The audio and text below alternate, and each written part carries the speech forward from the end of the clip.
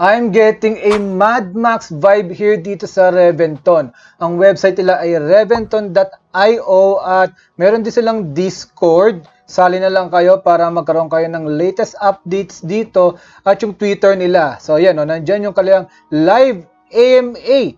Ayan, makikita natin na very docs po sila. Mamaya dadaanan din natin yung team kung ano ba yung mga experiences nila at bakit masasabi natin may potential yung game na ito.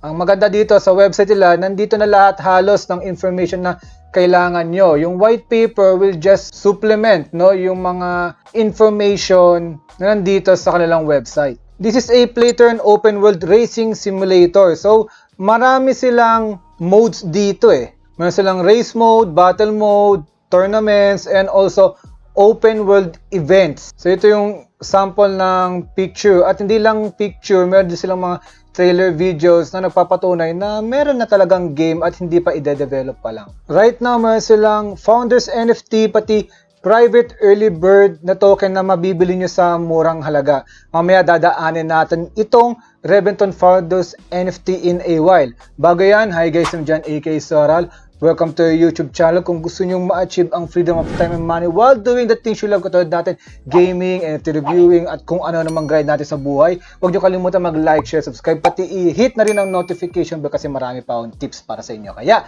let's go! So, nabanggit ko may race, may battle sila, tapos ito ngayong Reventon Founders NFT nila. May kita natin dito, 1,590 left na lang po kasi maraming rounds itong kanilang Reventon Founders NFT. Ngayon, ang pinakamura yung first round. So, may link tayo dito sa description below. Pag ginamit yun, may 5% discount kayo. So, kaysa na sa 175 USDT siya, 166.25 USDT na lang po siya.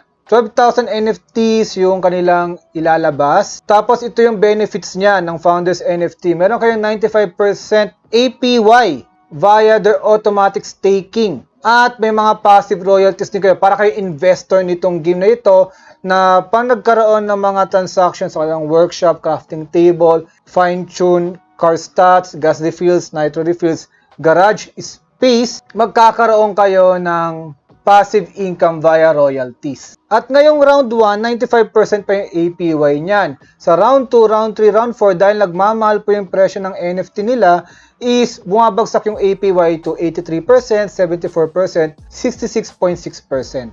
Pero same pa rin yan, yung tokens na ma-earned is 2,500,000. So may nakalaan sila na 10 million tokens para sa mga bibili ng Founders NFT nila. Once na makabili kayo is mapupunta agad sa wallet nyo. At syempre kung bibili kayo, risk ka naman that you can afford to lose lang kasi to be discussed pa kung kailan i-release yung game na ito. So maliban sa Founders NFT, may mga car NFTs din sila, parts NFTs. Ito yung talaga yung mga gamit mo sa in-game. Syempre, yung tanong ng karamihan, paano tayo kikita dito? May mga cashback tokens. Pag sumali kayo sa mga PvP races o kaya pag nakompleto nyo yung mga milestones pati missions, also yung mga tournaments na i-release sila once the game is live. Tapos, syempre, may marketplace to, yung mga NFT, car parts man yan, or mismong car, ay pwede nyo rin ibenta sa kanilang marketplace. Kung meron naman kayong mga NFTs dyan, pwede nyo ipa-lend or ipa-rent. Tapos, yung mga milestone and achievements na yan, magkakaroon din kayo ng in-game currency dito. Napansin ko, yung in-game currency nila dito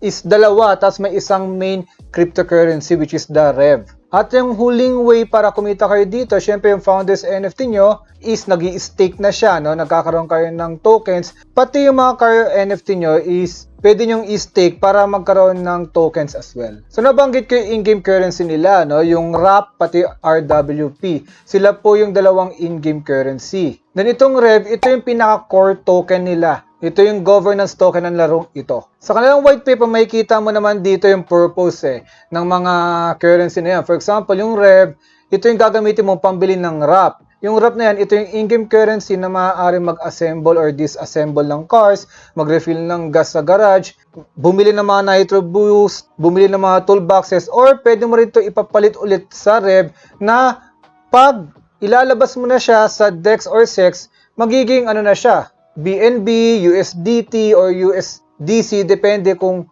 anong crypto, stable man or hindi, ang ipapalit mo, then pwede mo na siya ipapalit sa pera mismo. Tapos, interesting part is yung RWP.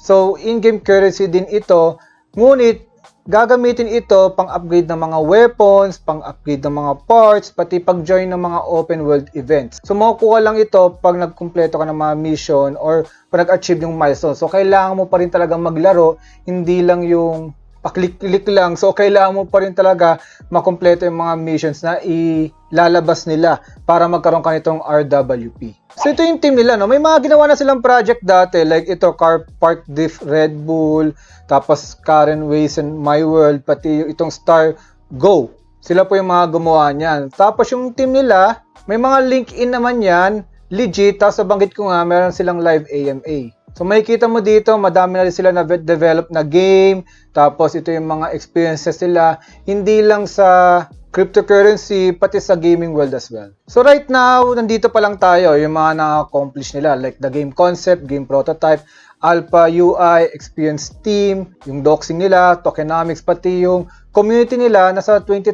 na. Yan yung Twitter account nila, 46,000 followers. Right now, hinantay natin yung release ng kanilang alpha, no, game prototype sa public or sa mga magkakaroon ng access ito, pili ko sa mga makakabili ng Founders NFT sale. Then, technical blueprint, pati pag yung community nila ay lumaki na ng 100k. Yan ang ina-expect nila sa Phase 2. Sa Phase 3, nandito na yung PvP racing mode, pati yung mga car and parts NFT sale, tournaments, pati pag-release sa SEX, pati sa DEX. Then, they're expecting that the growth of the community is around 300,000. Then sa Q4 2022, the official game release sa PC lang po Then marketplace release, then the community will grow down to 500,000. So napapansin nyo, puro growing ng community din ang tinitingnan nila. Kasi ang maganda kasi sa isang NFT game is meron kang community na sumusuport. Kasi it needs to be played Hindi lang puro kitaan, kailangan din may naglalaro talaga. Then on Phase 5, on Q1 2023, dito na i-release sa mobile, tapos may mga i-unlock ng mga cars and parts, more racing and fighting experiences, pati magkakaroon na ng immersive experience, which is, yan ang hintayin natin. If you want to view more, may view trailer po dito, yan. So itong trailer na to ay available din sa kanilang YouTube channel, no? So lahat naman ng links na yan ay ilalagay ko sa description below, pati yung 5% discount code. Ayan, no? So open world na, yan, may kotse, so it giving me the Mad Max vibe talaga. Okay? So nandito yung parang workshop na yung garage na pwede kang maglagay ng mga parts, no? Ayan, na pwede mong gamitin sa racing, sa battle. Ayan, no? May patusok ang kanyang wheel. So nabanggit nga natin different modes like racing. Ayan, tinan natin kung ano yung i-expect natin. Ayan, no? So may time, then maganda, sana makuha niyo yung talagang experience ng racing simulator din Then sa battle mode, ito na, yung labanan. Okay. Yan, may mga weapons din. Boom! Uy, okay din So may mga pa-tournament. Ayan, no? So parang MMR yung ina-expect natin dito. Then, yun, magkakaroon kayo ng token at NFTs as well. So yun lang guys, so kung papasok kayo dito, lagi natin paalala, just risk ka naman that you can afford to lose lang. And make sure na kaya kayo mag-invest sa Founders NFT nila is, alam niyo sa sarili niyo, mag-e-enjoy kayo dito in the future. Once again, I'm Jan A.K. Sora. Kung nagustuhan mo tong episode to, huwag mo kalimutan mag-like, share, and subscribe. Gusto ko rin marinig ang tinig mo sa comment section below. Hanggang sa muli guys, babu!